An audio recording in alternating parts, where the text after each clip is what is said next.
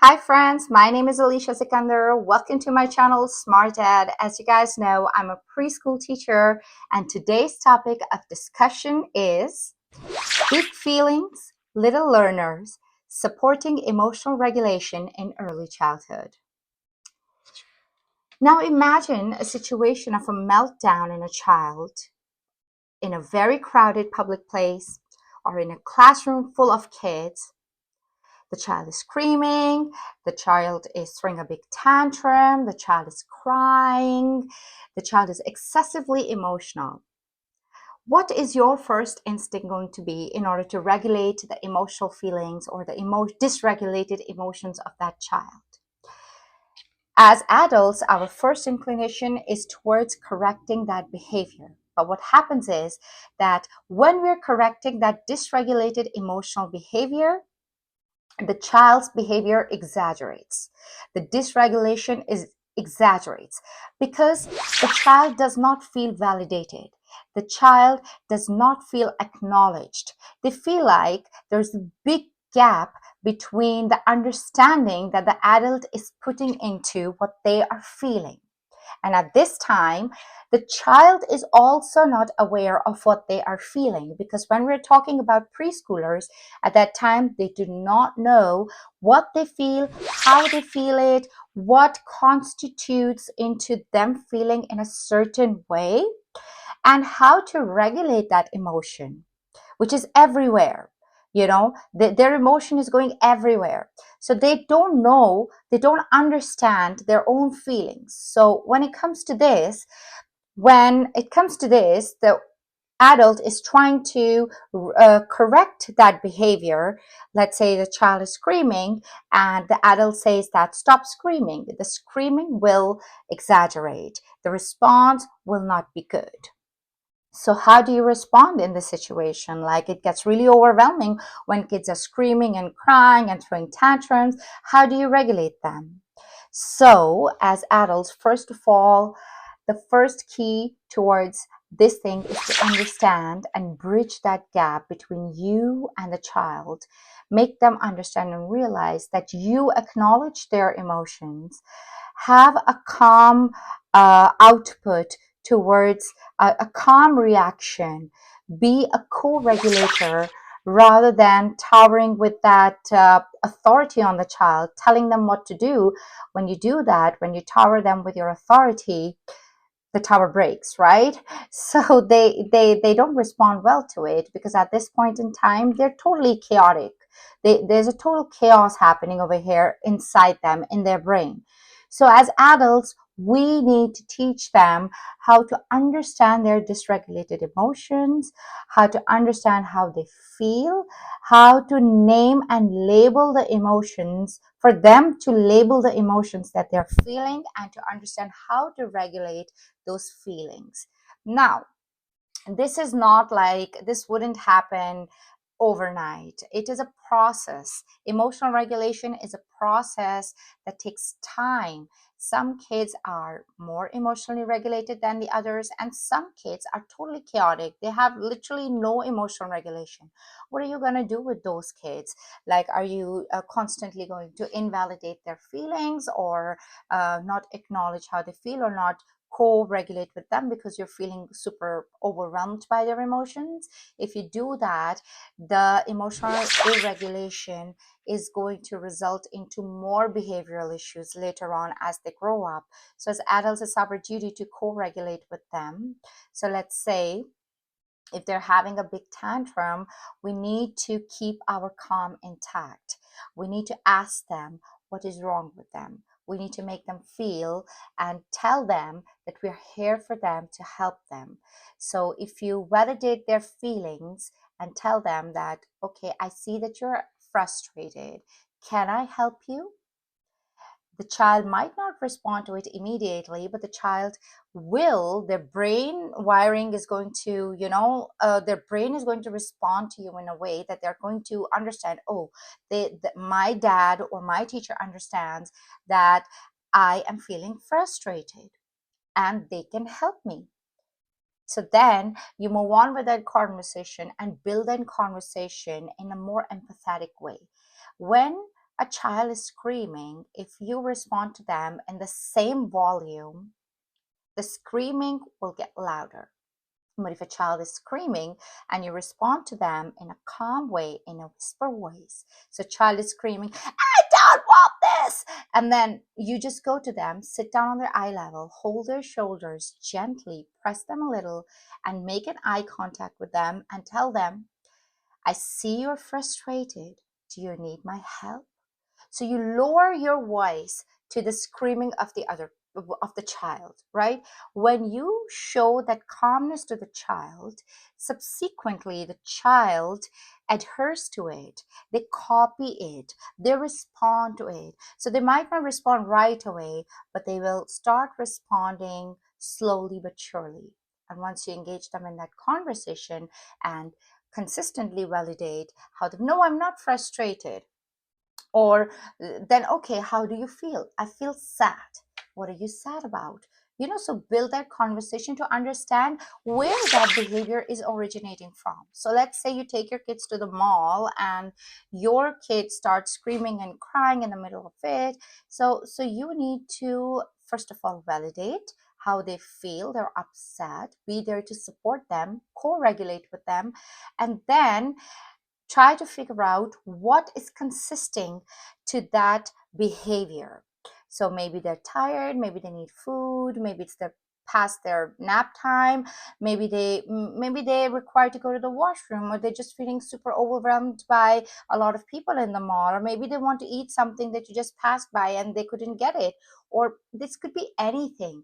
So in order to regulate the emotions of the child, it needs to be a gradual process. So when the child is not emotionally dysregulated, take those opportunities when the child is actually in a good mood and behaving nicely. Take those opportunities to encourage them and to inform them of different kind of emotions and how to deal with those emotions, right? Anger, frustration.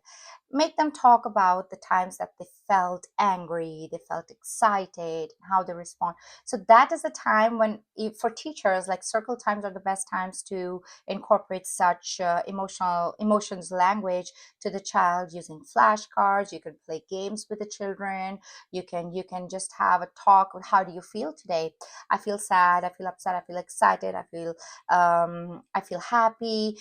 Whatever the emotions might as well be, make the kids label them, and then tell them, if you feel excited, what do you want to do? And if you feel sad, what do you want to do? I just want to be by myself. Okay, you can be by yourself.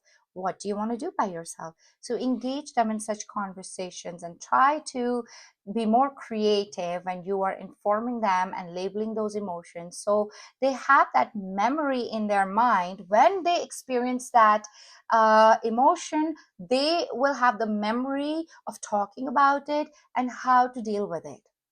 And they might not be able to implement it right away, but with practice and gradual, as they grow up, as they learn those behaviors and how to deal with them, they would definitely be able to they will definitely be able to regulate their emotions in a better way, rather than just going all over the place and being completely chaotic.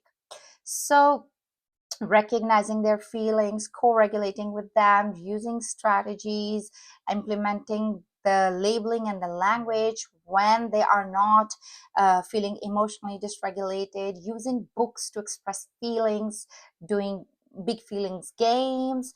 So it's very important for the child to know how they feel, because if they don't know how they feel, they are not going to be able to understand how to deal with those feelings, right? They're feeling exciting and they're jumping around the whole classroom, or they're jumping around up and down the stairs. It's not safe for them.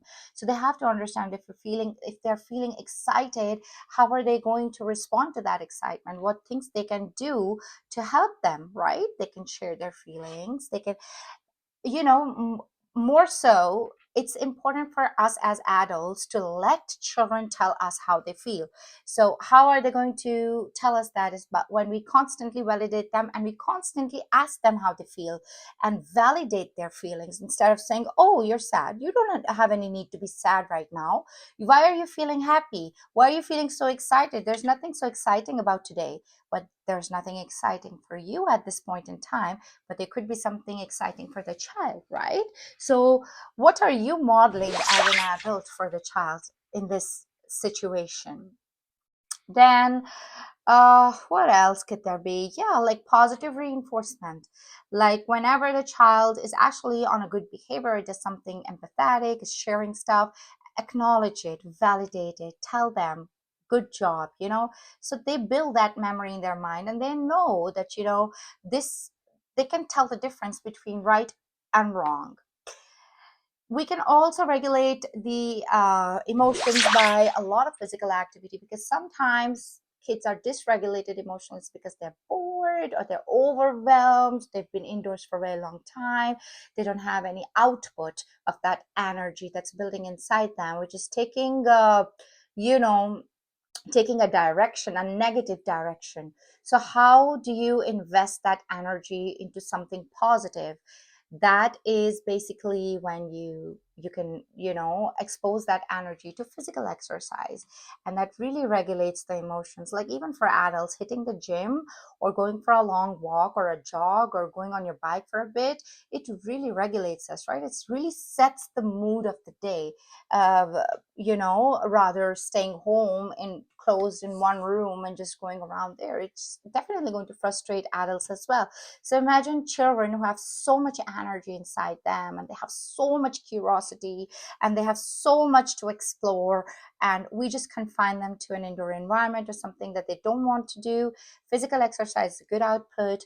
Please make sure that the kids are having enough outdoor play, or even indoors. They can have some kind of physical activity. Then constantly talking about the emotions to the child, and also modeling the correct behavior, because trust me, kids are like sponges, right? They are explorers, they're curious, and their natural inclination, every human being's natural inclination is towards learning something that is different, something that is out of the box. We're more attracted to the things that we're not supposed to do. So if you are reacting to situations in a way that are negative, and you are presenting dysregulated emotions, even if you just have to be mindful. I'm not saying that as adults we cannot express our emotions, but in a setup where we're modeling that behavior, passing those emotions on to our kids, because they're sponging it, they're getting everything from their environment and they're learning it. Even if a child is playing with their toys and you're talking on the phone in a negative fashion, they are listening to you. Trust me, they're super smart people. They're learning every single thing that you're doing. So if you're modeling that kind of behavior, a dysregulated emotion, that's definitely going to be passed on to the children.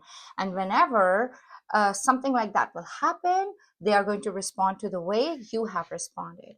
So make sure, my friends, that don't get overly startled when something breaks in the house or in the classroom, because if you just react that way, your children are going to react the same way next time that incident happens. So be mindful of your actions in front of your children, and try to be as much possibly present for them as much you can.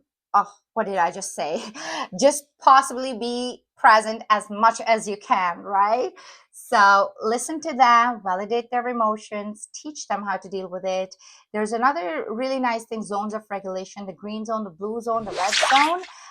Research it on Google. I might as well just put a link down in the description for that.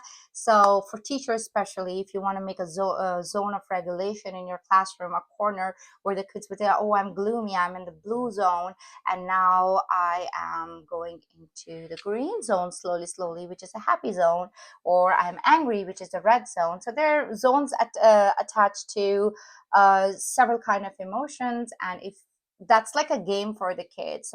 So child is feeling angry, you can just point them out to the zones of regulation, and they can tell you're in the red zone. So you put out strategies to implement in order to regulate the red zone, so the kids will know, if I'm in the red zone, I'm going to do these activities, and that's going to make me come in the blue zone, and from the blue zone I'm going to be transferred into the green zone, and when I'm in the green zone, I'm okay. So this is a nice way of telling, regulating. And there are several things, other things that you can actually do in order to play with the kids, play around with them, and educate them about their emotional regulation. So, my friends, that's it for today. See you next time.